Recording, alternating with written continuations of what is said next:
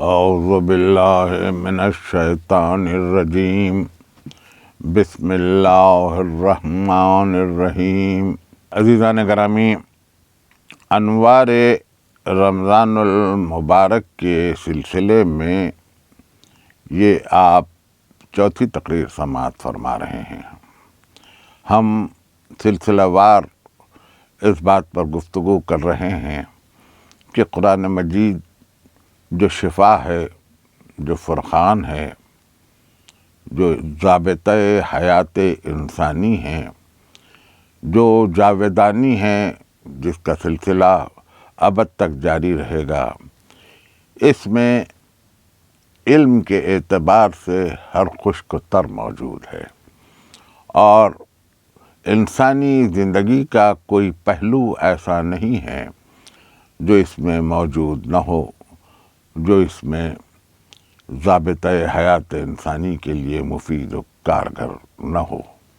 بات صرف فہم قرآن کی ہے، بات صرف یہ ہے کہ قرآن میں رسوخ علم جس کو حاصل ہے، اس سے قرآن کے مفاہیم کو حاصل کیا جائے۔ عجیب بات یہ ہے کہ قرآن کسی اور مخلوق کے لیے نازل نہیں ہوا، قرآن نازل ہی ہوا ہے انسان کے لیے، اور اس انسان ہی نے قرآن کو کتنا اپنا ضابطۂ حیات بنایا اور کتنا اس سے روگردانی کی، یہ بذات خود اگر لکھی جائے تو ایک طویل تاریخ ہوگی۔ عجیب بات یہ ہے کہ قرآن کے نزول کے ساتھ ساتھ جیسے جیسے اسلام پھیلتا چلا، اس وقت تک چونکہ سرکار رسالت مآب موجود تھے، اس لیے انسانوں پر قرآن کا اثر ان کی سیرت کے ساتھ ساتھ ہوتا رہا۔ لیکن اس 23 برس کے گزر جانے کے بعد یہ کہنے میں کوئی جھجک نہیں ہے، خود تاریخ کے اوراق اس بات کے گواہ ہیں کہ مسلمانوں پر کئی چیزیں اور اثر انداز ہوتی چلیں۔ مثلاً یہ کہ اس وقت یہودی اس طرح سے پسپا کر دیے گئے تھے کہ وہ اپنی چالاکیوں کی وجہ سے اسلام پر اثر انداز نہ ہو سکے۔ خیبر تک ان کی پسپائی مکمل ہو چکی تھی، لیکن نصرانیوں نے اس وقت اسلام کو کوئی گزن نہیں پہنچائی، مگر ہاں ان کا ایک خیال یہ ضرور تھا کہ ان کے پاس نبوت کا جو تذکرہ تھا، جو زاویہ نظر تھا، ان کا جو نظریہ تھا، وہ یہ تھا کہ کوئی نبی متاہلانہ زندگی نہیں گزار سکتا، یعنی یہ نہیں ہو سکتا کہ کسی نبی کی شادی بھی ہوئی ہو، اس کا خاندان بھی ہو، اس کے بچے بھی ہوں، اور اس کے ساتھ ساتھ وہ نبی بھی ہو، یہ ممکنات میں سے نہیں تھا۔ چنانچہ وہ ان راہبوں نے جو عیسائی راہب تھے، جن کی زندگیاں غاروں ہی میں گزر چکی تھیں، انہوں نے یہ کہلا بھیجا کہ اگر آپ نبی ہیں تو آپ لائیں اپنے نفسوں کو اور ہم اپنے نفسوں کو، آپ اپنے بچوں کو اور ہم اپنے بچوں کو، آپ اپنی عورتوں کو اور ہم اپنی عورتوں کو۔ اسی کو مباہلہ کہتے ہیں، اور اس کے تعلق سے آیت بھی موجود ہے جسے آیہ مباہلہ کہتے ہیں۔ لیکن عجیب بات یہ ہے کہ یہ مباہلہ کوئی 1 ہجری میں واقع نہیں ہوا، 5 ہجری میں واقع نہیں ہوا، 8 ہجری میں واقع نہیں ہوا، 11 ہجری سرکار رسالت مآب کا سن وصال ہے۔ مباہلہ واقع ہوا 10 ذی الحجہ کو، 10 ہجری میں 24 ذی الحجہ کو۔ تو آپ یہ کہہ سکتے ہیں کہ بس تھوڑے ہی دن باقی تھے رسالت مآب کے کہ جس وقت مباہلہ ہوا، اور اس کے بعد جو مباہلے میں شرط یہ تھی کہ تم اور ہم دونوں ایک دوسرے کے لیے بددعا کریں اور اللہ کی نظر میں جس کا دین حق پہ ہے وہ بچ جائے۔ جب سرکار رسالت مآب حضرت علی کو اور ان کی دختر بلند اختر جناب فاطمۃ الزہرا صلوات اللہ علیہا کو اور حسنین کو لے کے مباہلے کے لیے پہنچے، اور جب نصرانی باہر نکل آئے تو ان لوگوں نے ان کو دیکھ کر یہ کہا کہ آج تو محمد اپنے خاندان کے ساتھ آئے ہیں، وہ دوسرے نفوس کو نہیں لائے ہیں، وہ دوسری عورتوں کو نہیں لائے ہیں، وہ دوسروں کے بچوں کو نہیں لائے ہیں۔ کوئی ایسا نہیں ہو سکتا دنیا میں کہ کوئی اپنے ہی بچوں کو اور اپنے ہی خاندان کو لائے اور ہمارے مقابل کھڑا کرے، لہذا مباہلے میں کوئی جنگ نہیں ہوئی، مباہلہ پوری طرح سے ہوا بھی نہیں۔ انہوں نے یہ روش اختیار کر لی کہ وہ مباہلہ نہیں کریں گے۔ اس طرح سے نصرانیوں کی پسپائی ہو چکی تھی۔ ایک وجہ اور بھی تھی کہ اگر آپ توریت اور انجیل کا مطالعہ کریں، جو اب آج کل اردو میں بھی مل رہی ہے، انگریزی میں بھی مل رہی ہے، تو آپ کو پتہ چلے گا کہ نہ توریت اپنی اصلی حالت میں ہے، نہ انجیل اپنی اصلی حالت میں ہے۔ یہ سب کچھ ایک کتاب حضرت موسیٰ کے بہت بعد لکھی گئی، وہ توریت ہے۔ یہ وحی ربانی کے اعتبار سے جو توریت نازل ہوئی تھی وہ توریت یہ نہیں ہے، لیکن اس کو انگریزی میں کہتے ہیں اولڈ ٹیسٹمنٹس۔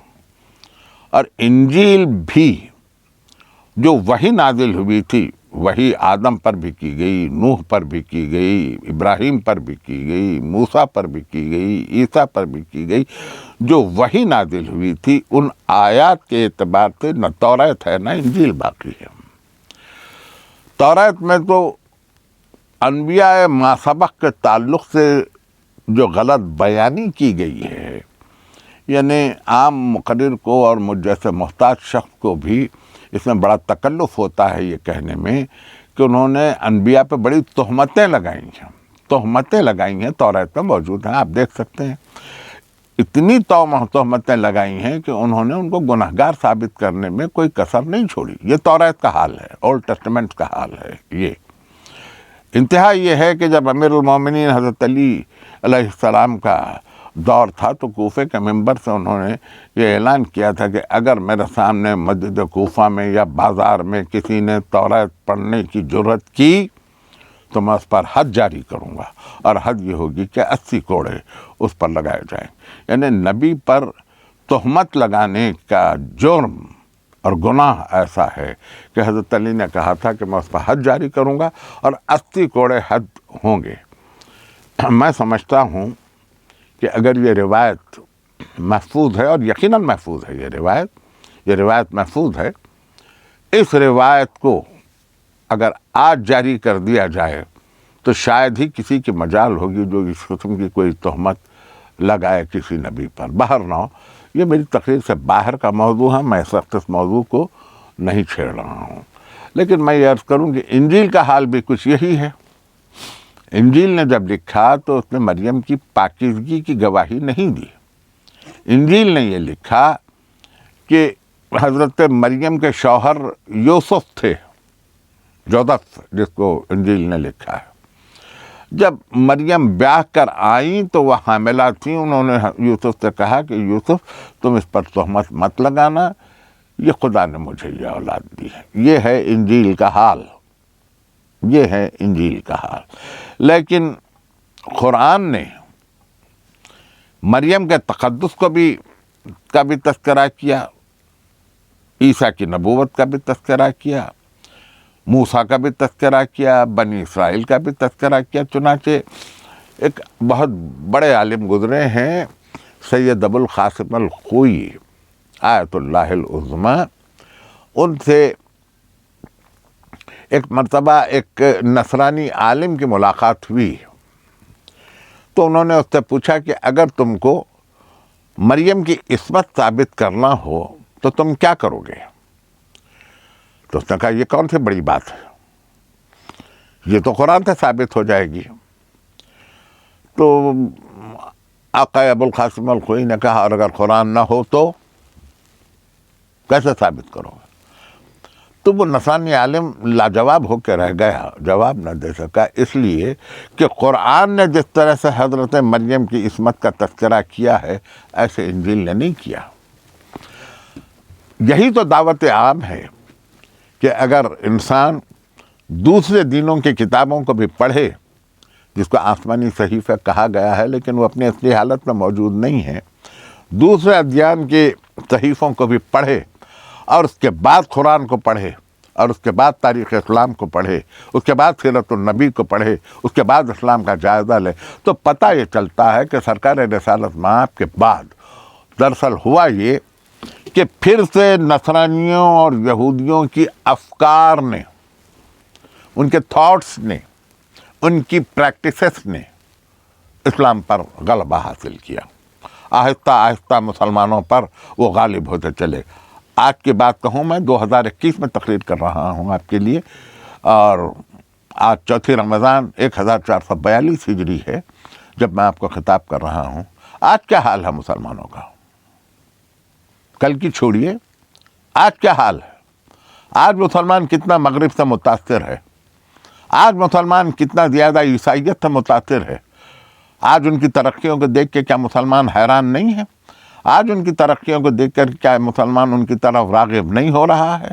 آج ان کی ترقی اور معاشی ترقیوں کو، معاشرتی ترقیوں کو، ان کی تہذیب کو، ان کے تمدن کو، ان کے طرز شہر نشینی کو، ان کے انداز کو، ان کی زندگی کے نقوش کو دیکھ کر کیا آج مسلمان ان سے نظریں ملا رہا ہے؟ کیا مسلمان کی نظریں جھکی ہوئی نہیں ہیں؟ کیا وہ ان کو اپنے اوپر سپر امپوز نہیں کر رہا ہے؟ یہی حال ادھر بھی لے لیجیے یہودیوں کی طرف. آج ان کی سائنسی ترقیوں نے، ان کی زرعی ترقیوں نے، ان کی معاشی ترقیوں نے، ان کی معاشرتی ترقیوں نے، ان کے جدید ترین ایجادات نے انسان کو مسحور کر کے رکھ دیا ہے. آج انسان اسلام کو کسی پسماندہ دور کا مذہب سمجھ رہا ہے. یہ مسلمانوں کا حال ہے. صرف کہنے سے تو ظاہر ہے کہ کوئی مسئلہ حل نہیں ہوتا، لیکن حقیقت حال یہی ہے. لیکن جو بھول رہا ہے مسلمان عام طور پر کہ مغرب تو نہایت پسماندہ تھا. ابھی 200-300 سال پہلے تک، 16ویں صدی ہجری تک کا تذکرہ لے لیجئے، مغرب تو نہایت پسماندہ تھا. اگر کوئی ایجادات اثریہ، کوئی تحقیقات، کوئی سائنسی کارنامے ہوئے ہیں تو یہ تو سب مسلمانوں کے رہین منت ہیں. یہ تو مسلمانوں نے کارنامے انجام دیے تھے. یہ مغرب تک پہنچ گئے. یونان کے فلسفے نے مغرب کو نہایت پسماندہ رکھا تھا، اور اس کے بعد فلسفہ یونان کو وہ سمجھ نہیں پائے تھے. اس کے بعد اسلامی افکار جب بلند ہوتی چلیں تو دوسری قوموں نے تو اس سے فائدہ اٹھایا، لیکن خود مسلمانوں نے کوئی فائدہ نہیں اٹھایا. در حقیقت اس زوال کی، زوال فکر، زوال علم کی وجہ یہ بھی تھی کہ مسلمان افکار کے اعتبار سے 3 چیزوں سے بڑے متاثر رہے ہیں. یا عیسائیت سے متاثر رہے ہیں مغرب کی، ان کی ترقیوں سے متاثر رہے ہیں، یا بنی اسرائیل کی ترقیوں سے متاثر رہے ہیں، یا پھر اقتدار سے متاثر رہے ہیں. اقتدار نے مسلمانوں کو بہت مسحور کیا ہے.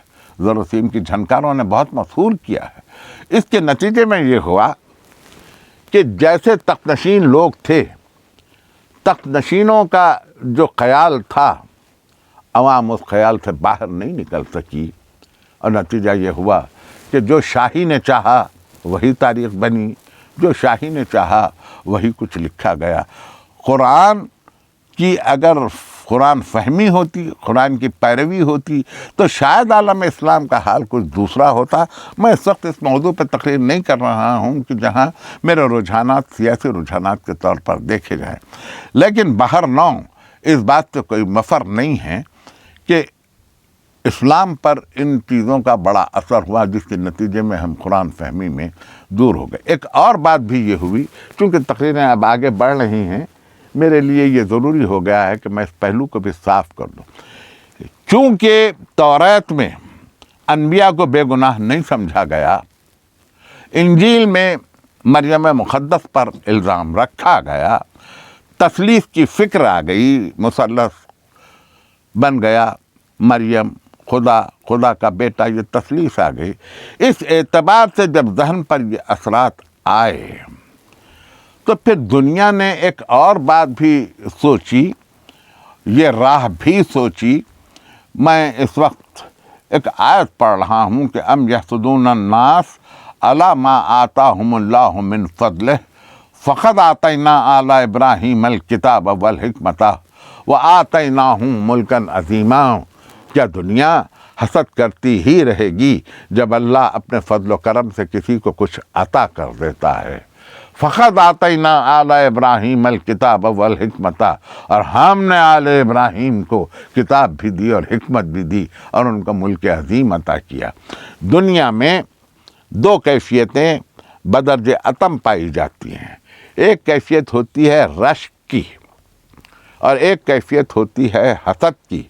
رشک اس کو کہتے ہیں کہ جہاں انسان دوسرے کو اپنے سے بلند دیکھے، علم میں، فضل میں، کمال میں، جاہ میں، حشم میں، اور یہ سوچے کہ وہ تو اپنی جگہ پر رہے، میں بھی ترقی کرتے کرتے اس تک پہنچ جاؤں، اس کو کہتے ہیں رشک۔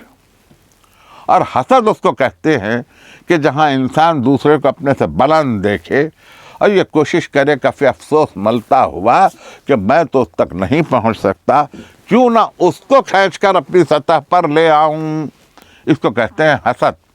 دنیاوی امور میں رشک حسد کی بنسبت بہتر ہے، لیکن مقام سرکار رسالت مآب میں نہ رشک کیا جا سکتا ہے نہ حسد کیا جا سکتا ہے، اس لیے کہ نہ کوئی انسان بڑھ کے نبوت آخر الزماں کی حد تک پہنچ سکتا ہے، نہ وہ گھٹ کے انسانوں کی سطح تک آ سکتے ہیں۔ یہ بات عالم اسلام کو سمجھ لینی چاہیے۔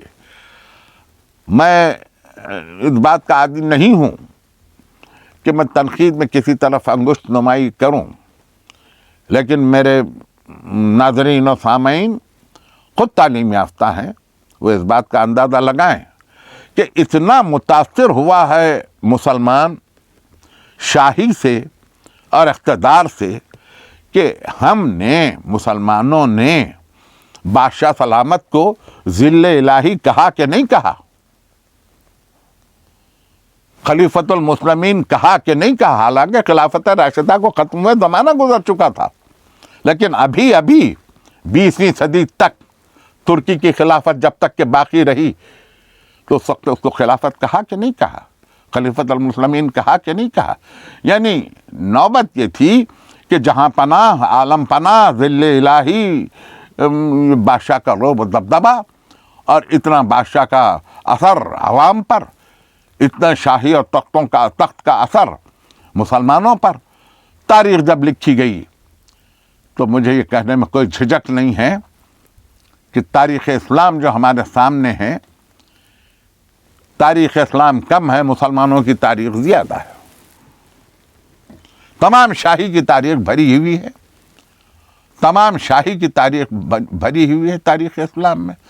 بھئی اگر کسی چیز کی تاریخ لکھی جانی چاہیے تو یوں لکھی جانی چاہیے کہ جیسے اگر میں اردو کی تاریخ بیان کرنا چاہوں تو مجھے یہ بتلانا پڑے گا کہ اردو وجود میں کیسے آئی، کن کن زبانوں کا مجموعہ ہے، یہاں پہنچی کیسے، اور پھر یہاں پھیلی کیسے، کن کن ذرائع سے یہ پھیلی، کن کن وسائل سے یہ پھیلی، کن کن طریقوں سے یہ پھیلی، پھر اس کو قبول کس نے کیا اور اس کے بعد اس کو ترقی کس نے دی، اس کی ترویج کس نے کی، یہ بول چال کی زبان سے لے کر ادب تک کیسے داخل ہوئی، تو یہ ہوگی اردو کی تاریخ۔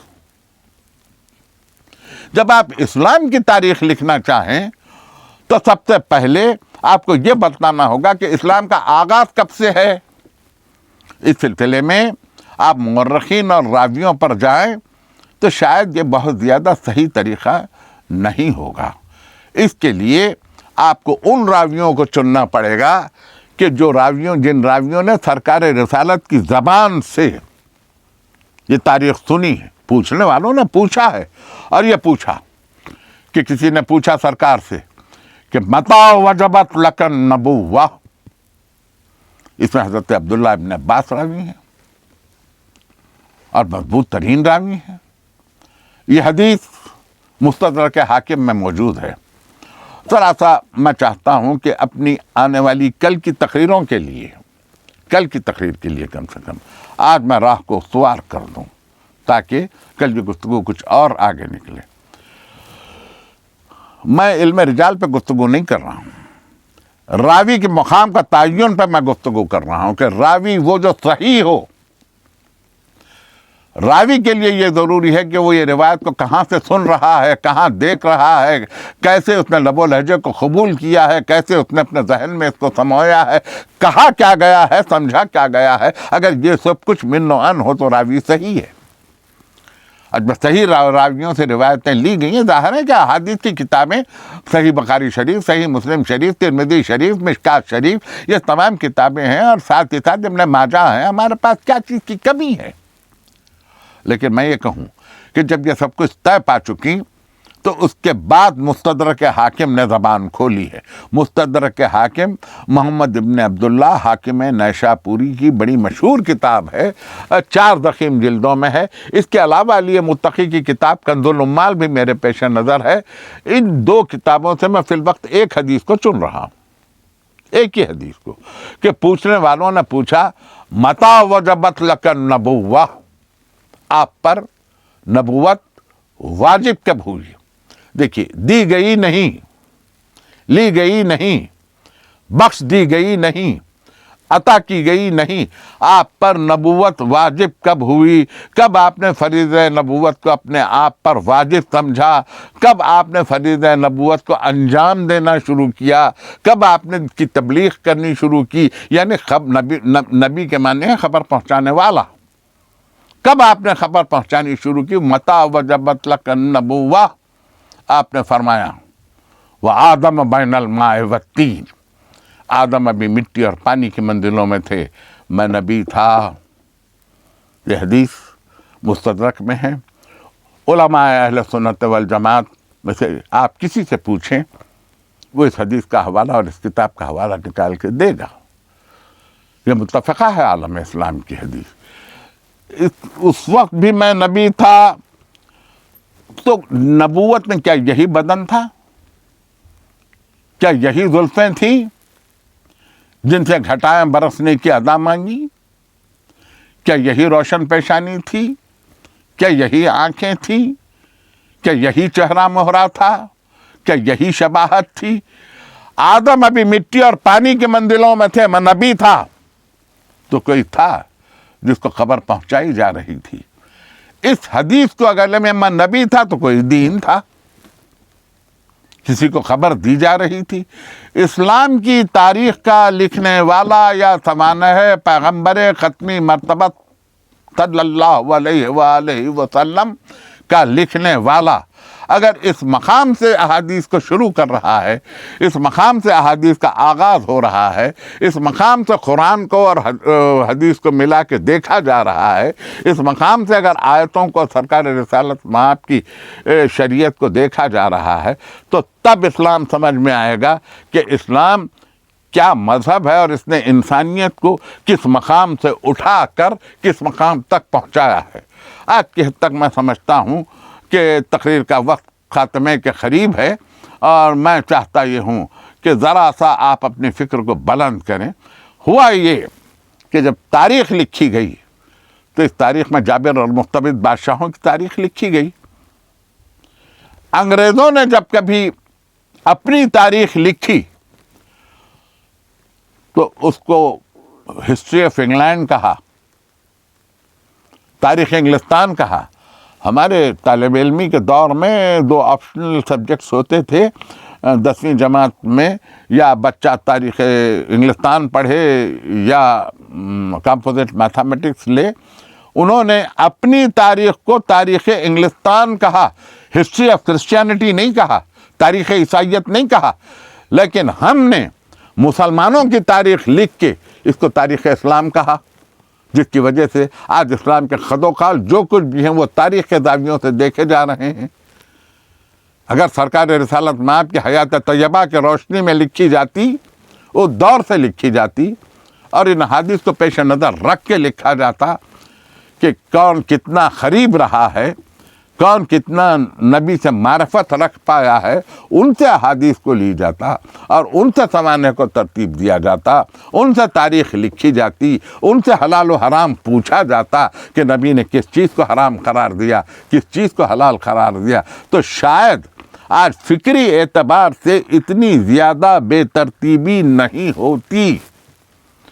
اس کے بجائے مملکتوں میں، شاہیوں میں جہاں جو احکام نافذ کر دیے گئے وہ احکام چلتے رہے، اور نتیجہ یہ ہوا کہ آج ہم ایک ایسی راہ پہ کھڑے ہوئے ہیں کہ جس راہ پر اس بات کا تعین مشکل ہے کہ کون سی راہ بالکل درست ہے اور کون سی راہ درست نہیں ہے۔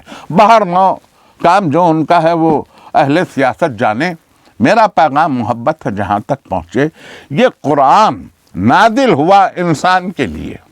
کل کی تقریر میں ہم اسی پہ گفتگو کریں گے کہ انسان سے انسان تک قرآن کا ربط کیا ہے، اس پہ ہم گفتگو کریں گے کل کی تقریر میں۔ آج کی حد تک فقط انسان، کہ اگر دیکھنے میں کوئی انسان نظر آ رہا ہے اور آپ یہ کہیں کہ سارے انسان برابر ہیں، تو میں معذرت خواہی کے ساتھ یہ عرض کروں، قرآن نے ہر انسان کو ایک دوسرے کے برابر نہیں قرار دیا ہے۔ یہ تو دنیاوی ایک شہر نشینی کا طریقہ ہے کہ انسان اور انسان کی مساوات ہے۔ قرآن نے کب مساوات قائم کی ہے انسانوں کے درمیان میں؟ کب کی ہے؟ کہاں کی ہے؟ کیا انبیاء و مرسلین اور کفار برابر ہو جائیں گے؟ تلک الرسل فضلنا بعضهم علی بعض، ہم نے کسی رسول کو کسی رسول پہ فضیلت دے دی ہے جہاں رسولوں کو فضیلت ہے، اور قرآن خود کہہ رہا ہے هل یستوی الذین یعلمون والذین لا یعلمون، کیا ہم علم رکھنے والوں کو علم نہ رکھنے والوں کے برابر کر دیں گے؟ کیا ہم مسلم کو مجرم کے برابر کر دیں گے؟ مساوات کا یہ تذکرہ ممکن ہے کہ ترقی یافتہ زمانے میں کوئی اہمیت رکھتا ہو، لیکن قرآن کسی سے ڈرتا ہے نہ گھبراتا ہے۔ قرآن نے کبھی کسی چیز کو پیش نظر، قرآن تو صاف صاف دو شو گفتگو کرتا ہے۔ جس وقت قرآن نازل ہوا اس وقت عربوں کی کیا حالت تھی، اس وقت کے معاشرے کی کیا حالت تھی، اس وقت قرآن کے نزول نے کیا تہلکہ برپا کیا، کیا افکار میں انقلاب آیا، یہ ساری چیزیں میں آپ سے کل عرض کروں گا۔ آج کی حد تک بس اتنا ہی، شکریہ، خدا حافظ۔